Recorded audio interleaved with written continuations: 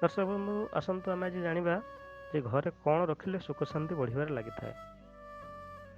ବାସ୍ତୁବିଚାର ମତରେ କୌଣସି ଏକ ଗୁରୁବାର ଦିନ ବ୍ରାହ୍ମ ମୁହୂର୍ତ୍ତରୁ ନିଦ୍ରା ପରିତ୍ୟାଗ କରି ସ୍ନାନ ତର୍ପଣ ଇତ୍ୟାଦି ସାରି କୌଣସି ଏକ ସୂତା ବସ୍ତ୍ର ପରିଧାନ କରି ସୂତା ଆସନ ଉପରେ ବସି ପୂର୍ବକୁ ମୁଖ କରି ଗୋଟିଏ ସୂତାରେ ଗୋଟିଏ ଲେମ୍ବୁ ଏବଂ 7ଟି କଞ୍ଚାଲଙ୍କା ଛେଞ୍ଚି ଦ୍ୱାରା ଗୁନ୍ଥିବେ ଏବଂ ସେଥିରେ ସିନ୍ଦୁର କୁଙ୍କୁମ ଚନ୍ଦନ ଇତ୍ୟାଦି ଲଗାଇ ନିଜର ଆରାଧ୍ୟ ଦେବତାଙ୍କୁ ସ୍ମରଣ କରି ଘର କବାଟ ବା ଦୁଆରର ଉପରି ଭାଗରେ ଝୁଲାଇ ଦେବେ।